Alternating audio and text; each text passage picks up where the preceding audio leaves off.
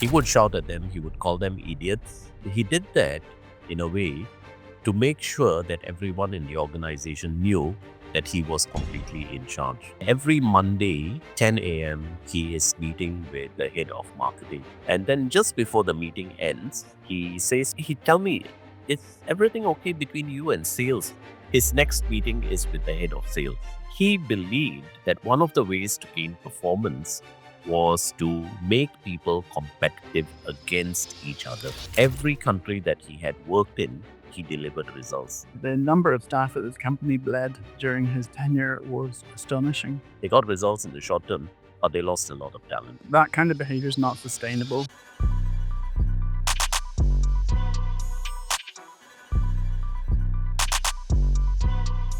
Hello, everybody. Welcome to the Human Exchange, or THX for short, a platform where I want to have real, raw, and relevant conversations across our professional and personal lives. Here at THX, I am interested to hear not just from experts, but humans. However, in this episode, we've got both. We've got experts and we've got humans. Pete, Helen, I am so grateful and excited that you are here on this episode today. Pete, Helen, before we jump into it, maybe tell us a little bit about yourselves. Thanks for inviting us, first of all. It's really good to be here. A little bit about ourselves. We've been running Aspire Consulting for how many years now? 22, 22. No, it's actually 23. 23. 23 years. Wow. Yeah, 23 years. And coming up actually to 24.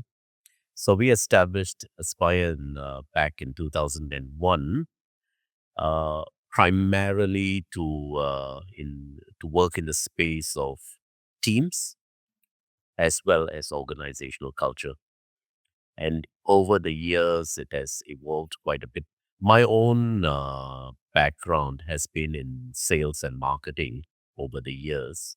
But in every role that I took on while I was in the corporate world, I ended up in people development, whether it was in training, whether it was in people development, and so on. And since we're talking about teams today, my partner in the boardroom as well as the bedroom is Helen. So over to you, Helen. He always embarrasses me with that comment. So my background is also in sales. Both of us actually worked in pharmaceutical sales for the same company, but in different parts of the world. We didn't know that, Yeah. It was all completely by chance. Helen was working with Glaxo in the UK, and I had been working with Glaxo in Malaysia. Wow. So anyway, after working with Glaxo for about 7 years or so in a sales position, like Pete, I kind of gravitated towards more people development training roles. And then I moved into a training role in the pharmaceutical industry full time, and then moved to another consultancy before moving to Malaysia, meeting Pete, and the rest is history. So, Wow. Yes. Can I just add that Helen we first met because she was running a training program for the organization that I was working with at the time.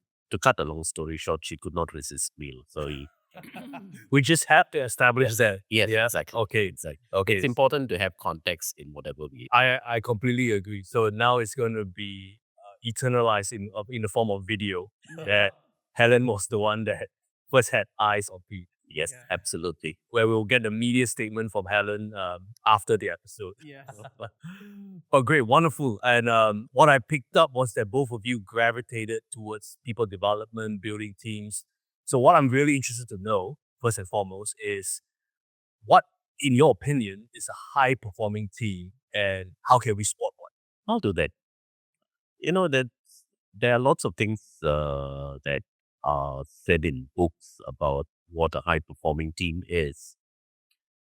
What we have realized over the years, one characteristic that has always stood out with teams that are very high performing is really their ability to disagree with each other and to disagree in a civil manner. Whenever we have seen teams that are very harmonious, we tend to get very suspicious. So, one strong characteristic, if you want to identify a high performing team, look at how they disagree. Everything else, in our observation around that, everything else is secondary. If they disagree well, if they have a habit of constructive challenge in the team, chances are they are a functioning team. I think to add to that, though, I think what you also need in a high performing team is a diversity of opinions, and as Pete says, the ability to disagree, but also diversity in skill sets. Some people are probably more intellectual, other people are more implementing. So you need that diversity, and you need to have the ability within the team to connect those diverse individuals and to have constructive challenge. So I want to pick up first your point, Pete, on disagreeing well. How do teams disagree well? What does that look like? Does that look like compromise, coming to some sort of consensus via a majority vote? Like let's get really practical. Yeah, what does that mean for a team to be able to disagree well? To disagree well, I think what's happened is that in teams that disagree well, there are three stages that they go through. Now, we might all be, most of us, be familiar with the four stages of team development, from forming, storming, norming, and so on. Uh, we see it in a different form. So, teams that disagree well, first of all, they tend to focus on relationship building. That's the first stage. And in that stage of relationship building is what Helen alluded to. Understanding, first of all, yourself as a person, what it is that you do well, what it is that works for you. Yeah, what the things that upset you in a team, understanding yourself, and then focusing on your teammates, what it is that they do well, what it is that they contribute to a team. So that's the first stage. And that's just building relationships.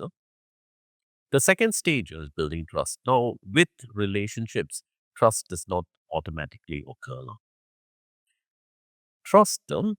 See, John, the things that would work for you, that would work for you in terms of what makes you trust a person, would be quite different from what makes me trust a person, or quite different for what Helen interprets as trust.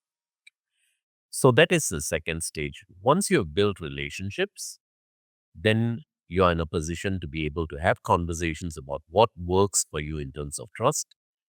And then, only then, do we reach the stage of disagreement. I think it's important to note that culturally, Malaysians find it difficult to disagree. I mean, I come from Northern Ireland, so we've got a long history of disagreements. and people can have a real stand up fight with one another and then go to the pub and have a drink afterwards, and there's no issue. Whereas in Malaysia, we tend to find that people don't want to upset the apple cart. They don't want to, ruin the harmony in the team. And as such, sometimes the best decisions are avoided or not made. I mean, I've got a great example of that. This is from an F&B company, and their manager was from the UK, and he found it immensely frustrating that there were a marketing team that his team would come to him with the kernel of a good idea, but it'd have lots of different add-ons that made the good idea less good and made it mediocre. And we worked out what was happening was that, when they were having a team discussion, the one good idea would come up and somebody would say, oh, yeah, and we could do this. And oh, yeah, and we could do that. And nobody wanted to disagree. So they presented the whole mishmash to him. And So they never wanted to challenge each other's yeah, ideas. So that yeah, was why it evolved that way. yeah. And that's why we say that the ability to disagree with each other, it produces better ideas. And, it means that you cut through the rubbish to get to the real kernel of the idea and cut away the not so good ideas. Hey everybody, I want to take a break from the conversation we're having to tell you that this episode is actually sponsored by Medicos. Now, I'm not the type that usually wears a mask, nor do I like to, but whenever I need to, I go to no other brand except Medicos. Why? Because it is the most comfortable and it offers up to 3 times more protection than any other mask you will find in the market. On top of that, they've got a great range. They've got my favorite here, Slim. They've got some for the kids junior. They also have a hijab range because they have your comfort and practicality in mind. You can find their mask in all major pharmacies, Watson's, Caring, All Pro, as well as their Medicos online store and the e-commerce sites Lazada and Shopee. Now, back to the episode.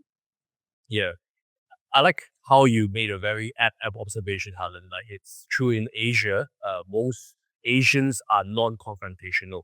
So what will happen is when there's a disagreement, they would default to silence or disengagement. They go back to, well, you're the boss. And I think I've seen this creates a twofold issue. One is people in leadership operate with that mentality. Well, I'm the boss, so I make the decision. And quite often, what they would do is they would not open the floor or the forum for more robust discussion or diverse ideas because, well, they're the boss. And that will also create an atmosphere within subordinates where they would feel like, well, okay, there's no point me bringing anything up because I'm going to shut down anyway. So it's kind of like, I like what you said, Pete. It's about first starting with the leader for the high performing team, that he has to be aware of what frustrates him, right? I like that. And what would help him, uh, what will give him confidence in the team, that self awareness. But also, he has to create that psychological safety, that space where people can voice their ideas and people can share them, but at the same time, not feeling obliged to have their ideas taken on. I think you're absolutely right. And the word you use, creating, is absolutely apposite because this is something that has to be a deliberate process. It can't happen just by, ignoring the issue. It has to be created, that psychological safety, that ability that people have to challenge the boss. They have to be given permission, particularly in Asia, because it just doesn't come naturally to people here. The vast majority of cases that we have dealt with in dysfunctional teams, honestly, have been leadership driven. The vast majority. I mean, there are instances where we've come across, for example, team members conspiring to bring down a leader, but those have been rare. The vast majority of dysfunctional cases have been as a result of the leader and the person's leadership style.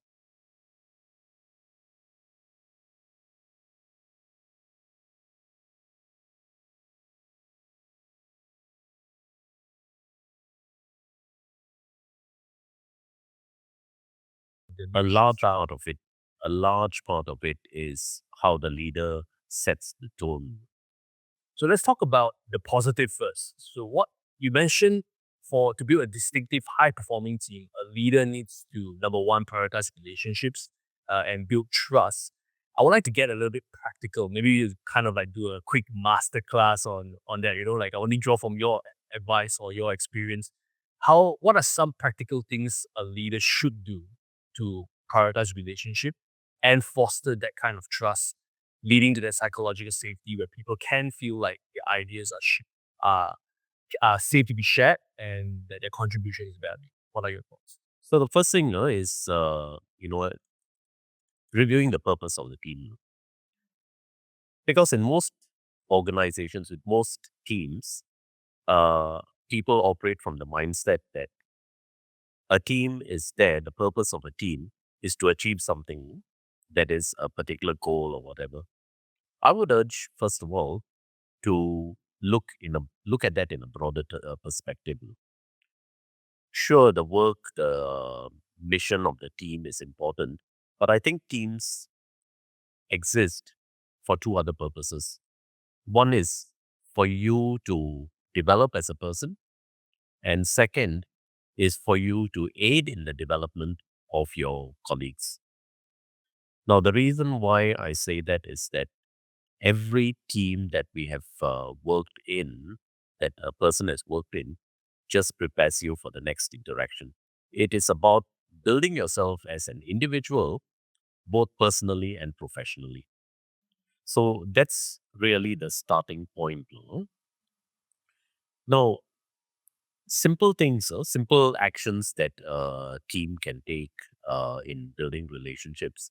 Uh, we place a lot of emphasis on how a team gets started. That is, whether a team has a new leader, or whether a team has new team members, or whether a team is starting from scratch. The first couple of months, I think, should be spent not so much, although the work is useful, is important, but the first couple of months should be spent understanding who we are as individuals and who our colleagues are as individuals. Simple conversations like what works for you, what is it that causes you stress. When you're working with me as a manager and we disagree over something, uh, how should we address it? Now, simple conversations like that, because what it does is it prepares you for potential conflict, not if it occurs, but when it occurs. And it is a lot easier talking about disagreement when there's no disagreement on the table to begin with. Plus, I think it serves well to understand each other. I mean, I'm thinking of one particular example we ran with a newly formed team. Well, the team wasn't newly formed, but their manager had come in. And the purpose of this was really for them to all understand each other. And we spoke about stress behaviors and what stressed people out. And this one guy said, when I'm stressed, I just want to be left alone. Whereas some of his colleagues' natural inclination would go, "Are you okay? Can I get you anything?" And that made his stress level a lot And they higher. would fuss over the person. So, understanding that when somebody's under stress and if they say to you, "I just want to be left alone," they mean it.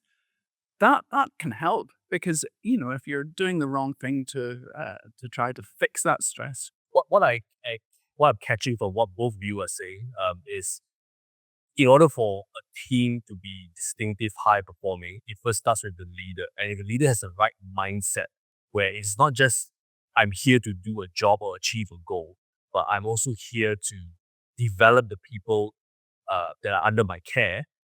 But at the same time, through that process and experience, I myself am being developed and grown. I think that kind of mindset would then automatically lead or cause the leader to be more empathetic, to want to focus on relationships, to want to find out how to actually help their team members when they are stressed. Because if they are all just fixated on the deliverables, the goals, the targets, then these things will seem very like fluff, like, oh, they didn't matter. It's like if we had a broader view, I like that, a broader view. If leaders will have a broader view, then that's when things can start to change. Yeah, it's that whole Absolutely. concept of servant leadership, that you're there to help people develop as much as to achieve a goal or to achieve sales or whatever. What servant leadership is a term that people throw about and everything like that. But why do you think um, it's kind of like it's understood that it's best practice, but why do so few leaders actually practice it? What are your thoughts? Ego. Ego. Actually, I think it's because of the terminology. Mm. Because, very few people think about leadership as, and then equating it to being a servant uh, does not feel like the language that a leader uses. So I really think that it is down to the terminology. Whereas if you think about your role as the leader of a team, purely in terms of developing people, purely in terms of what can I do to make your job easier, that is in effect servant leadership. I think also there are some leaders, as you alluded to, that are very task orientated, very focused purely on results. And they don't notice that their team's dying around them, because they're driving them so hard. And that can lead to poor morale, high turnover. and ultimately those goals not being achieved. Hmm. Yeah, and it's a skill set, isn't it? Uh, Developing people, coaching, these are what we call soft skills.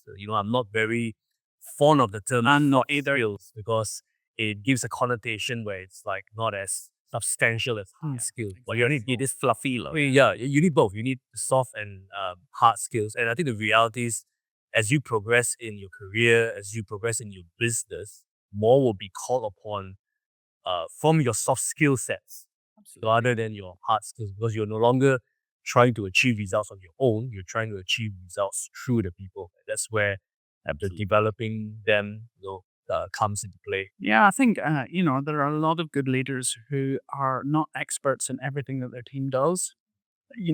They don't know how to do specific things, but they know how to lead, they know how to set vision, they know how to motivate. And that, as you say, is the further up the scale you go, is of greater importance. Yeah, I'm reminded of this saying where it goes something along the lines of, uh, as a leader, you don't have to be the best at everything, but you have to bring out the best out of everyone. Absolutely. And that comes back to that, what I was saying about a good team having a diversity. I did want to pick up on that diversity topic or theme, though. It's kind of like a term that um, globally, I think it's probably a lot more expressed, in the West. In Malaysia, not so much, because I guess if we were to look at it, uh, really honestly, diversity is almost kind of like it's just like a something on a scorecard. Okay, we got a token Asian person there, we got a token black person there. We look diverse. The photo, when we take a team photo, it doesn't look like just one race. So that's kind of like what diversity has almost like degenerated into. And there's been a bit of a pushback, if I notice, in the West, a bit of pushback on where, like, hey, we've allowed diversity to get in the way of merit. Now we just get this guy in. Yeah, what are your any comments on that? Well, my interpretation of diversity in terms of high performing teams is not so much we've got one Chinese, we've got one Indian, we've got one Malay. It's more to do with we've got one person who is really gifted at coming up with ideas. We've got not good at implementing them, but we've got another person in the team who is good at implementing ideas.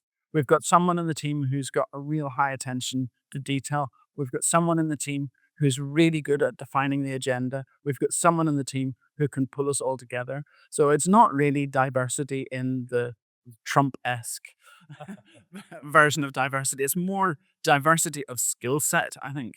Diversity of skill. Yeah, and I fully agree with that because I must say that whenever we talk about diversity, without being able to tie it to a business outcome, it does make me feel uneasy because diversity must lead to a business outcome, a productive business outcome. If you cannot make the case for having a particular aspect of diversity, you cannot make the case for it in terms of a business outcome, then chances are you're just doing something that is probably not as relevant to the business. Yeah, yeah. It's become more of like a PR exercise, Yeah. rather than Yeah. strategic initiative. And but like what you said, Helen, it's diversity in skill sets, and not so much diversity in like their racial profiling or anything like that. But I do wonder, I wonder, as experts, just you work with teams, how much correlation is there between personality and skill sets? Because when we think about diversity, yeah, we got diverse skill sets, but we also have diverse personalities. So there's personality feature as well in where we talk about diversity. So is it correlated to skill sets? You kind of get where I'm at. Yeah. I think there is a correlation because if you have someone, for example, who's very task orientated, very driven, that's their nature. If you got someone who is gifted at developing ideas, they're probably less, focused on the commercial viability of that idea than the sexiness of the idea itself. If you've got someone who is very detail orientated, they might be seen as, oh, they're nitpicking, but their work is very necessary. And if you've got someone who's very people orientated, the person who's task oriented might see that as soft skills, fluffy, not really necessary. So, the skill of a good leader is to be able to manage those diverse skill sets and diverse personalities, and to allow each of them to express themselves so that you're bringing out the best in each person. So, what Helen just shared, relate that back to what we talked about at the start of the interview, which is about building relationships. This is really the essence of building relationships, understanding what it is each person in the team is good at, what the person has got a natural preference for or natural aptitude for, and how it supports the team. Because in that process, it helps us understand, for example, okay, I'm a person who really enjoys dealing with people. I enjoy that human connection. If I'm dealing with a colleague in my team who's very, very task orientated, who's got no time to ask me, Pete, how did the weekend go? Did you spend time with your family? It is not because the person is being difficult, but because, or that the person is heartless. It is just that I'm dealing with someone who is task orientated, and that task orientation is great for the team in this particular aspect of work. I should not take it personally. So, this is the element of building relationships, understanding who you are as an individual and who your colleagues are as And what individuals. they can bring Yeah. that you lack, or what you can bring that they lack. For example, like I say, you would have someone who would be naturally gifted at developing ideas. It's a very rare individual who's equally good at implementing those ideas. So they need somebody to be able to critique the ideas and to be able to say, of the 786 ideas you presented, this is the one that we should go with. Now, that requires a degree of humility on on the part of the creative person to have their ideas critiqued. If they don't understand that's what their colleagues doing, that can lead to, upset and, miscommunication. Whereas if they do understand that, okay, if I want my ideas to come to fruition, I need to have them critiqued. I need to have someone evaluate them. I need to have someone outline all the steps. That makes it a lot more palatable. And that's what Pete's talking about in terms of spending that first formative time in getting to understand each other, getting to understand each other's styles, know, what to expect from one another, and it makes individuals a lot more, I don't want to use the word tolerant, but more accepting of difference, when they understand that when this is all put together, that's when the team really harmonizes and delivers results. You might have noticed just now, if you missed it, thank you for missing it. You might have noticed that I was shifting a bit uncomfortably in my seat just now. That's because I'm guilty as charged. Lah. You see, in this particular team that Helen and I work with, that consists of the two of us, uh, I probably have the greater inclination towards coming up with ideas. I quite often come up with ideas at The 3 in last the minute. morning, yes, or at the last minute. And the person who really takes responsibility for implementing those ideas would be Helen, or critiquing those ideas. And I've learned that when some of my ideas are rejected, it's not as if she's criticizing me or my ancestors and whatnot. Hola. Yeah. Well, I think what we established up to this point is that in order to have a high performing team, you got to have a good leader, and a good leader would take interest in getting to know their team, but as well as develop them and manage the diversity that may come along with different team members. So I want to throw in a spanner in the works, so to speak. What if you've got a leader who they uh, they can get the work done.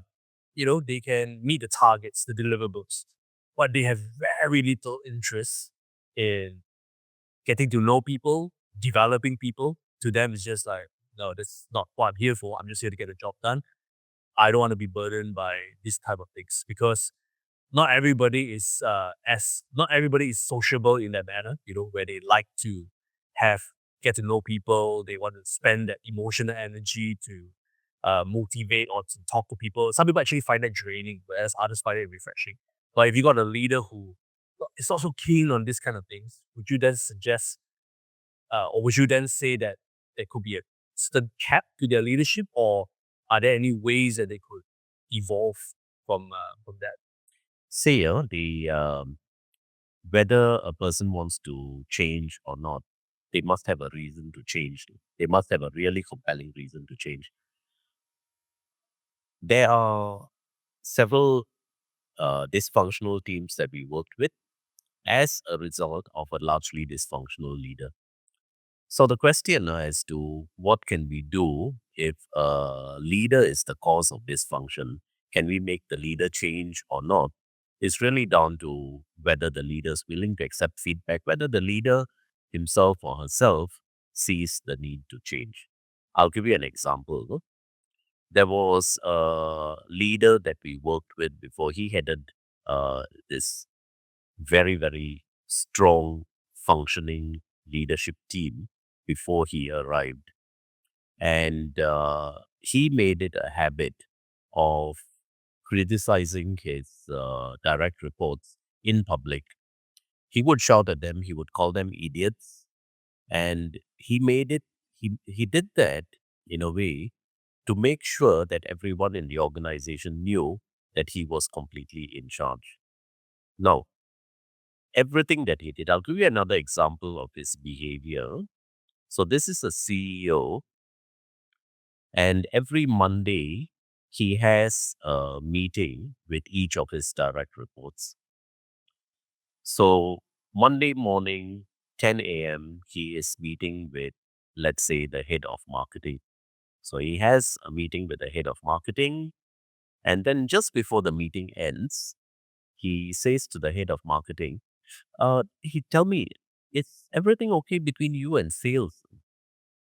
And the guy who was the head of marketing says, yeah, yeah, nothing that I, uh, nothing that's untoward. Now, the reason why he did this is because he knows fully well that just as he finishes that meeting with the head of marketing, his next meeting is with the head of sales. And the head of sales will be crossing the corridor, going past the head of marketing. He believed, that CEO believed, that one of the ways to gain performance was to make people competitive against each other, the functions to compete with each other.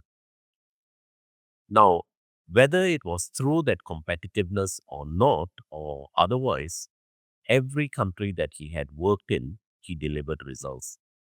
So, Is it does that make him a good leader for the organization? It was probably very good for him in terms of his own personal objectives, like his own career.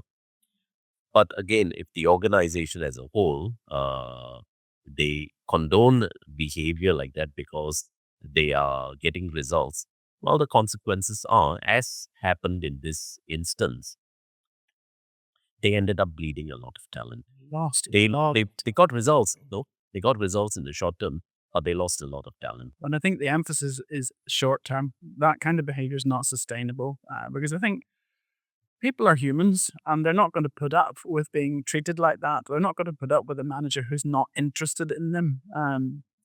So uh, the number of staff at this company bled during his tenure was astonishing. So we've shifted a little bit to talking about some dysfunctional behaviors from a leader. Uh, what are some very obvious symptoms of a team that is clearly dysfunctional? In your opinion, like if you were to kind of like point out 3 to 5 things that, hey, if you see these 3 to 5 things in the team or if you feel it, there's definitely an issue here and it needs to be worked on. I think number one is working in silos, not having a common purpose as a team. And what Pete was describing in his last comments are people being internally competitive with one another. Because when you lose sight of what the overall team's objective is and become competitive, That's never a good sign. Uh, Passive aggressive communication, fine, okay, I'll do it. That kind of thing. Teams that don't enjoy one another's company, you don't necessarily have to like your colleagues, but there should be a degree of enjoyment and you know, pleasure out of working with people. What other things? There are things that I recognize, or that when it appears, when I see these behaviors, it activates my radar. Some of them are, well, less obvious, but this has happened enough times in the past that I pick up on it as a symptom of a dysfunctional team. You see, we have designed and used a number of assessments, work preference assessments, work style assessments. And what happens before a program is we send out the assessments to the team. We give them all the participants. We give them instructions. We tell them what it's about. Some teams, most teams, actually respond in a reasonable period of time to complete the assessment. Some teams, you will see a pattern of the assessment not being completed until the very last minute, other than the leader having completed the assessment. Now, what that has told us in the past is that usually when people are not very sure or do not, they think that an assessment like this is literally to assess them, to say how good they are or otherwise. And they think that this is going to be used against them. Hence, that delay, that procrastination in filling it out. They wait for one or two other people to fill it out first and then wait till the very last minute. So that tells me, first of all, about the lack of trust in the team. Second thing, is when we facilitate a program very early on during the program, there is a purpose when we do icebreakers. So in icebreakers, sometimes you get people to speak. When people share and share at a very superficial level, or one person says something and then everybody else latches on and repeats the same thing, that's another symptom of a dysfunctional team because they are taking the safe route. And it's also, I think, in those ice breaking exercises, a team's lack of ability to laugh at themselves. That it might sound trite, but it is if you get a team that's so serious and they just don't see the humor and in a situation. The final thing that I look to observe in teams as a symptom of whether they are dysfunctional or not is in the behavior of the leader. So, what we usually would like to observe is when we ask a question or ask for a particular opinion from the leader, and the leader expresses his or her opinion, we then take a quick look through the side of our eyes at the room to see how people are reacting. If there's if there's no engagement with what the leader is saying, that again is another symptom that the leaders not really quite gained traction with the rest of the teammates. And remember what I shared earlier, that a large part of dysfunctional teams really comes down to the leader. That's a symptom. I think another one. I'm just thinking of one client we worked with where the whole team took a work styles assessment except the manager. He refused. And I think that says an awful lot, that you're asking your team to do something that you're not prepared to do yourself. And it struck me as being a little bit fearful on the manager's part, even though the assessment just measures what you prefer. And you know, uh, Yeah, I remember that case. I remember that case, and it didn't go down well with the team. That we were sharing everyone's profile, and they were so keen to see what their leader's profile was like, and that was not no profile. Yeah, that I've also seen this behavior quite often where leaders, they would gripe and they would complain, you guys aren't working together. Please work together, all of you now, work together, right? How come you're not collaborating? And they wonder why there is that silo mentality. But I think what they don't realize is that in organizations, there are official and unofficial systems or structures, so to speak, right? The official ones are all the things that you document, but the unofficial ones are the ways of working, the relational dynamics, how you make decisions, how you hold discussions. Are you inclusive of everyone, or do you just kind of like only favor a certain few, or you only take on ideas or take people under your wing that you like or that you're fond of? And I think that's I really like that point that you pointed about silo mentality, because when you think of toxic team, we can go to the extreme where we think of like, shouting at each other, gossiping, or, they're kind of real extreme, but there are these subtle silent killers of a team that's slowly eroding the culture, which then leads to disengagement and then that quiet quitting, talent not being retained and all that, that silo mentality. I think it's a subtle killer. I think to come back to the cultural issue in Asia, you tend to find that teams will follow their leaders' behavior. We've seen a number of cases of that. Absolutely. Absolutely. There was one. Well, this is a really tough assignment we had to mediate between two heads of department. One was a head of operations, and the other was a head of sales and marketing. The head of operations was huge, South African guy, very physically imposing, and the head of sales and marketing was a quite petite British woman. And this guy, the head of operations, was really fed up, and with good reason, because the sales and marketing team were going out and selling anything, to try to get as much business as possible, and then handing it to operations, saying, "Right, you deliver. This is a exhibition center. You deliver." And quite often, what they were being asked to deliver was the impossible. So this guy got really, really annoyed, and he would shout at the head of marketing, and his team started doing the same. They started treating the sales and Their marketing team the colleagues. same. Yeah. What's They hot, wait. that Yeah. thought, Yeah. monkey see, monkey do. Yeah. Exactly. So, I think that's a very real problem, particularly when you've got warring factions in an organization, is that their teams will mimic that behavior.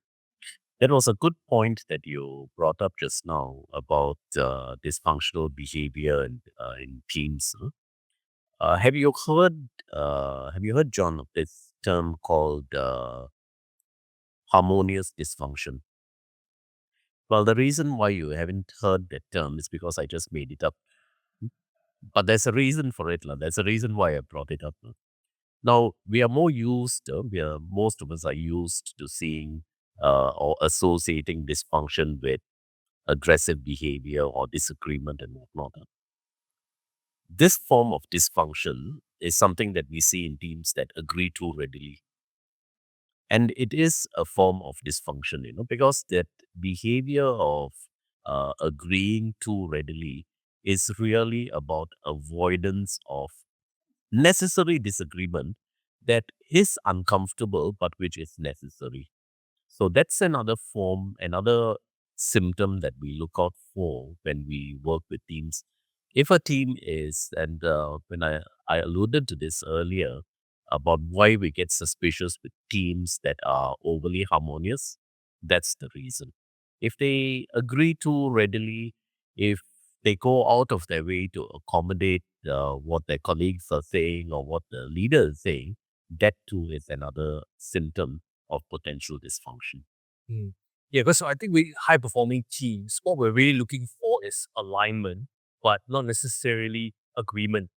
Yeah. Because Absolutely. Absolutely. so we can have disagreements, we can have differing views or methodology, but we can still all be in alignment in the sense that we are aligned to, we know what is the purpose of the team, we know what we need to do, but at the same time, we also know how we want to do it.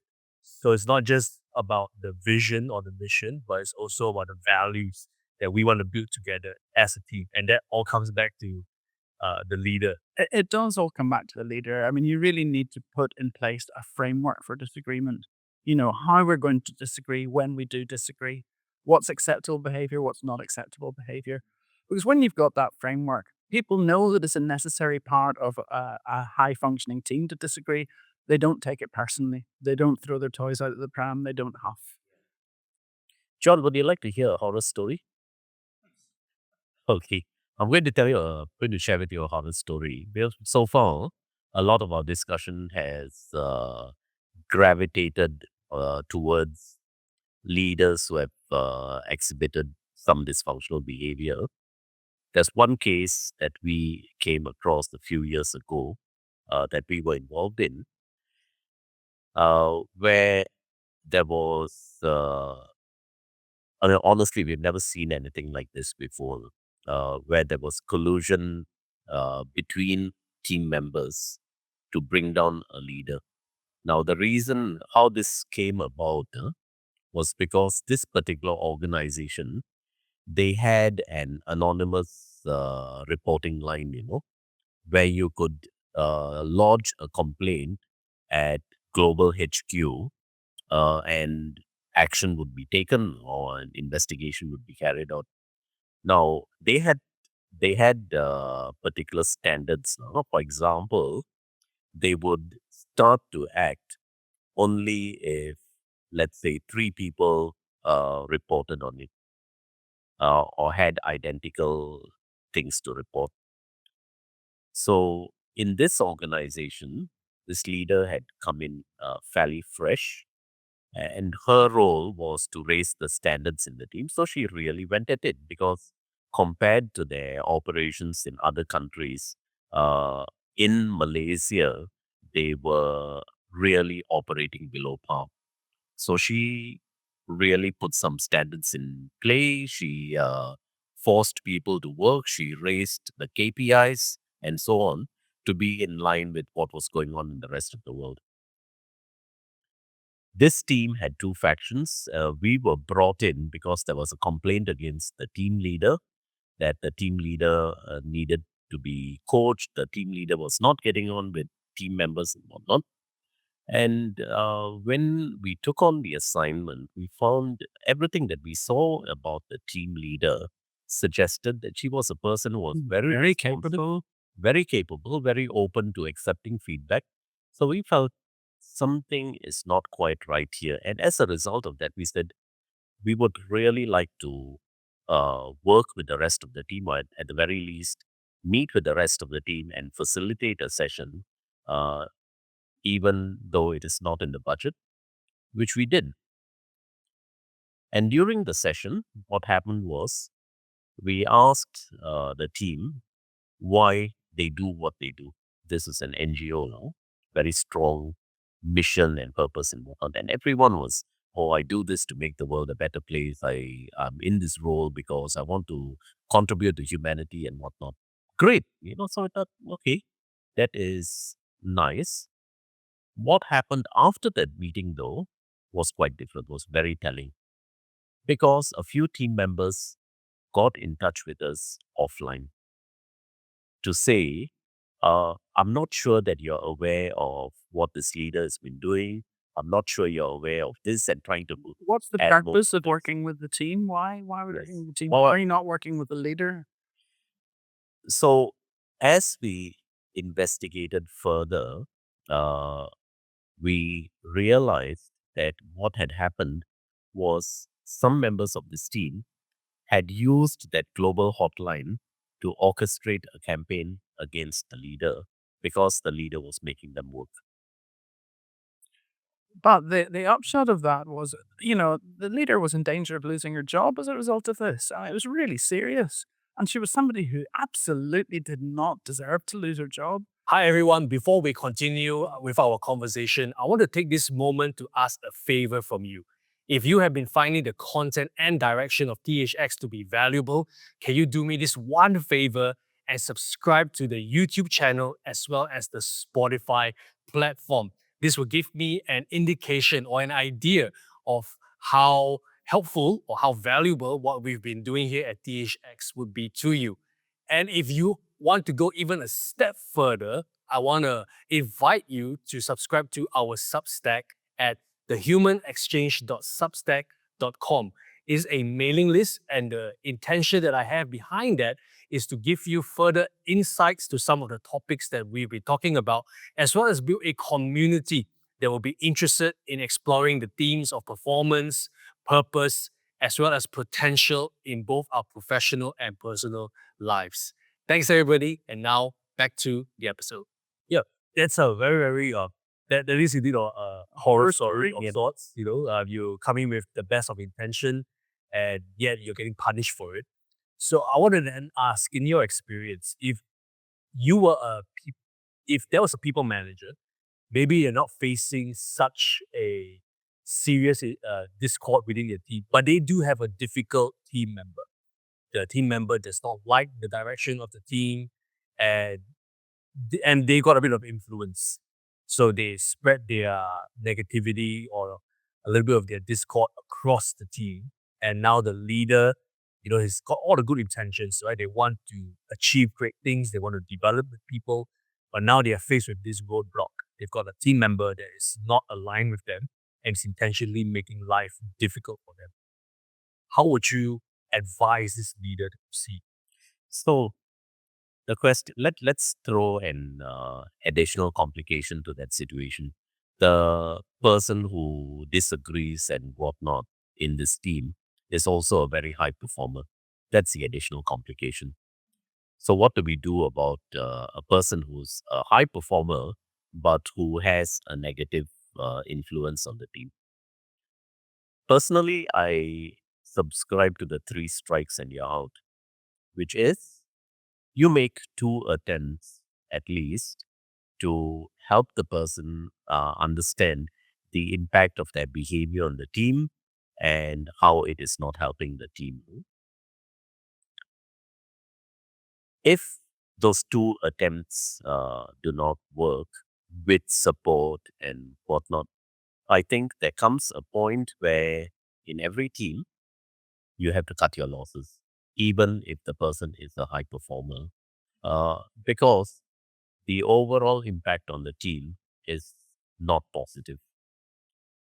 Now, having said that, John, here is something else that we have practiced. If it is incumbent on the team leader to take action on people who are dysfunctional in the team, I think that is one way of dealing with it. The more effective way, the more sustainable way of dealing with dysfunctional behavior is for the team members to surface it, not push the responsibility onto the team leader. That to us is an example of a team that is fully functional. If team members call out the behavior of their teammates, a behavior that is not supporting the team, that I think is what we should aim for, not push the burden of responsibility solely onto the leader to do things that are not as pleasant. It should be with a team, because if that particular responsibility is vested with the team, then leaders can come and go in the team, but the culture of the team of calling out unproductive behavior remains. Hmm. What if this high performer, but also dissenter, somehow manages to influence and turn the tide against the leader? So what I'm trying to say is that it's not possible that for the team to call this behavior out, because now they're starting to believe him or her. They go like, yeah, this new manager, this new leader, he or she is the problem.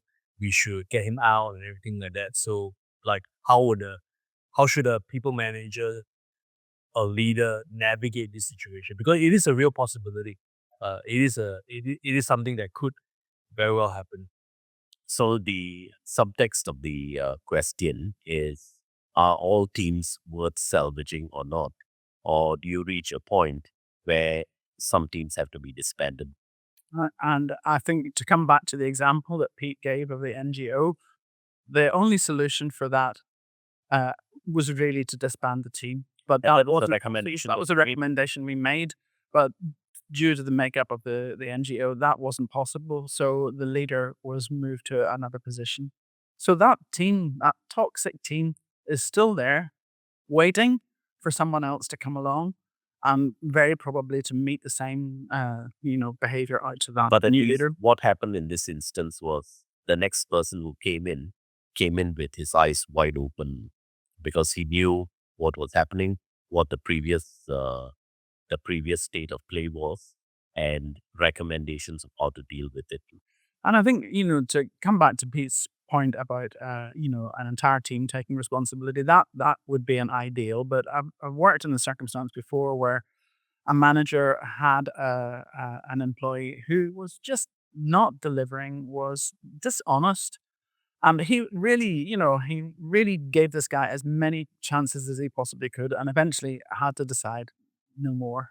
And when he decided no more, the rest of the team said, "Thank God," because they were fed up with this guy pulling the team's performance down, him not being a fully functioning member of the team. They really were quite happy. And this was a new manager who had to make that decision. It was the first person he had ever fired. So it really, it was a tough, tough decision. But he learned a valuable lesson was that, it's not going to be as tough as you think it is. And the impact on the morale of the rest of the team. Because when a team tolerates a non performer, or when a team tolerates a performer who's toxic, uh, it does not help the team at all. Yeah.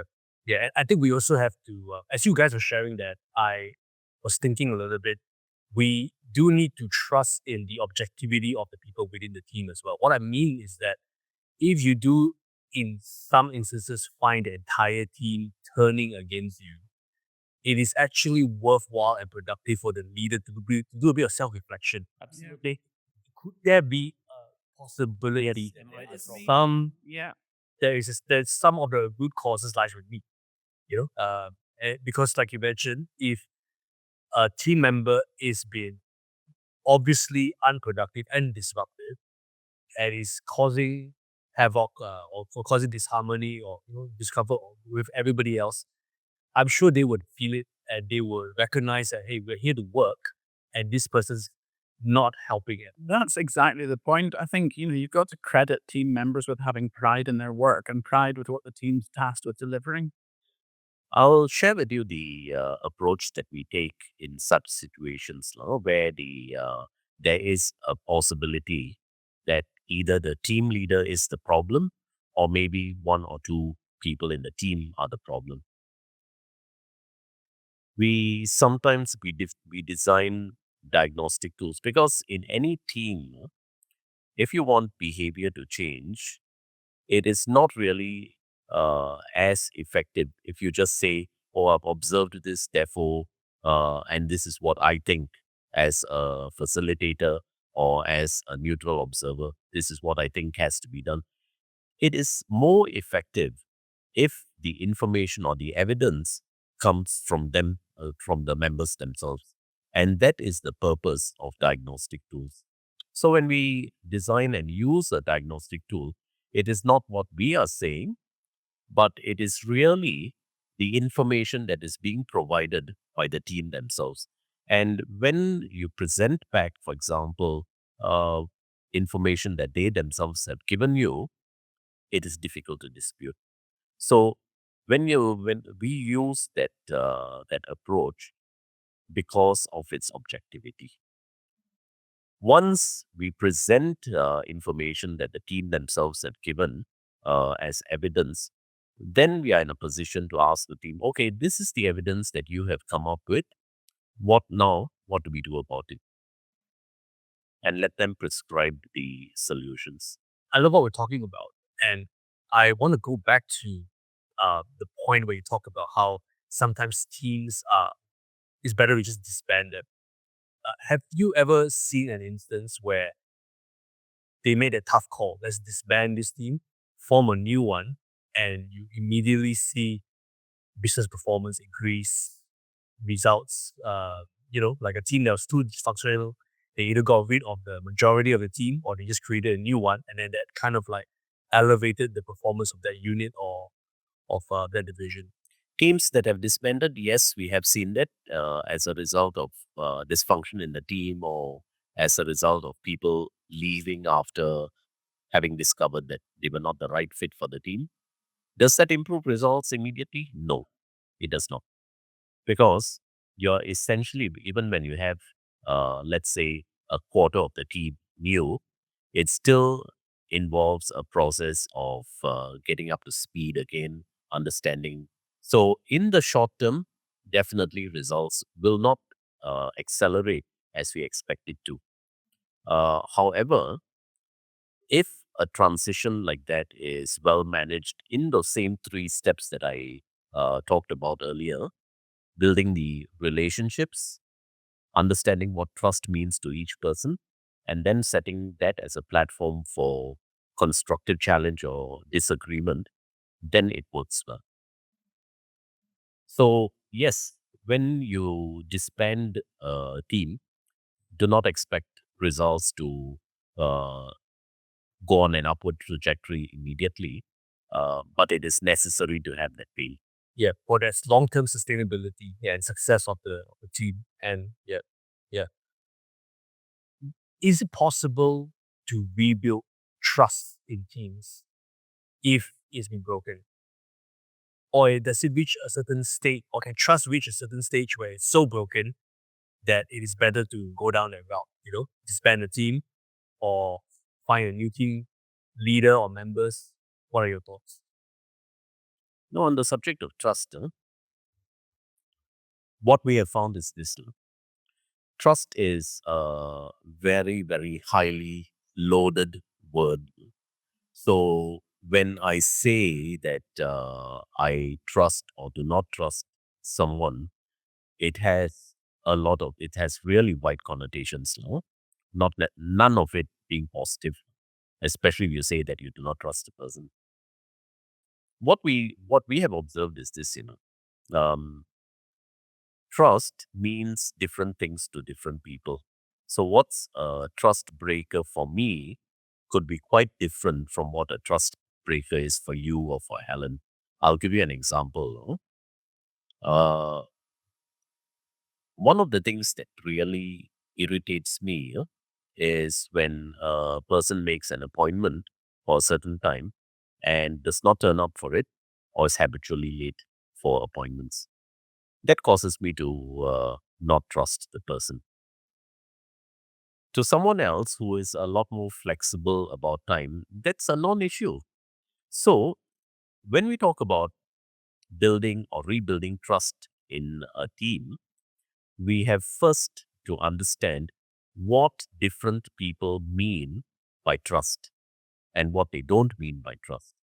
So, there's a simple process to that I would recommend very strongly, which is I would ask each person in a team to write down anonymously three behaviors that would cause them to trust a person, and three behaviors that would cause them to distrust a person.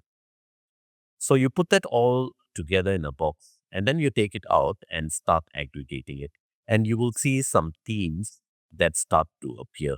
Things that really matter to everyone in the team in terms of trust, and some things that equate to trust or lack of trust with one or two individuals.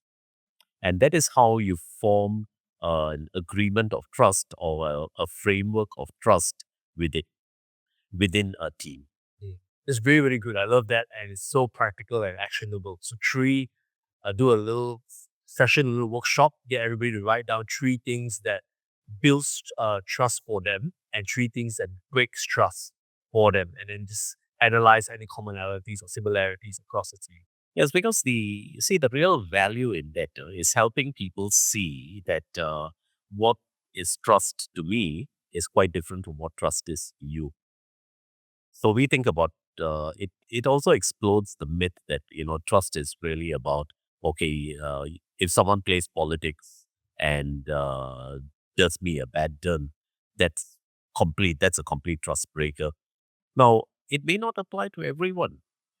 So to some people, uh, I would trust someone who treats waiting staff well.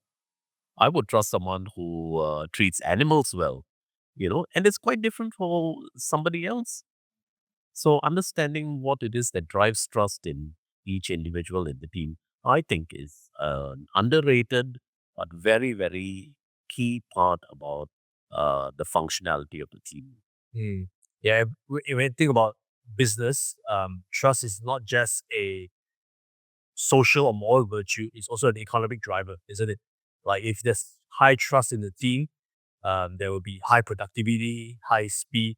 Similarly, if you have high trust with customers, transactions are easier, right? They will buy, people will be willing to buy from you more. So I love this. We can go down a rabbit hole just exploring this idea of how do you build trust within teams, how do you build trust within customers. But wonderful. Thanks for that. That's very insightful. I Before we wrap up our conversation, I do have one to ask one last thing, and then go back to Helen when you're talking about um, dysfunctional teams works in silos. So my question would be, how can we how can a leader break that silo mentality? If they find like, hey, I either came into a new team and I noticed the people are working in silos, or I reach a point in my business where having that silo efficiency has gotten me to where I am. But in order for me to go where I want to go, I need more collaboration and that trust to come in. What are some things that a leader can do to break silo mentality and to foster greater collaboration? I think communication is absolutely vital, a mutual understanding of each other's KPIs, because quite often those KPIs will clash. So I think that's the starting point. I would elaborate a little bit more on the silo mentality, simply because I think a number of people, they work in silos but are not aware that they are working in silos, because the reason for that is many people operate on the assumption, if I do my part, I'm contributing to the team, and if everyone does their part, then the team will be fine. And that particular mindset, I think, is really the genesis of siloed mentality. So I think, the very practical way of addressing that silo mentality would be this: for the leader, to avoid very general statements like we must all work together, but to give a very clear, definitive picture of what working together means. So, and how. So, for example, working together, the way I would define it as a leader would be, I would like the team to meet face to face at least once a week for 1 hour. And I would like these topics to be discussed. I would like to see three action points. So, to define in very clear terms what does working together means. The other thing that I would do is to have within a team, when you work together, how you settle disagreements, how you surface disagreements, how you settle disagreements, and if you are not able to settle a disagreement, what's your fallback option to break that deadlock? If you have these two very simple agreements in place, or simple actions in place, that is essentially what it means to break silos. I think just an example of that was the company we worked with in Singapore. There were two functions who were working absolutely in silos, not understanding each other. And we used yet another diagnostic and got each team to say what the other team did particularly well that helped their KPIs, and what the other team didn't do so well that they would like them to improve. And that worked, getting the two teams together to discuss objectively how you can slightly alter behaviors to improve and to collaborate more effectively together.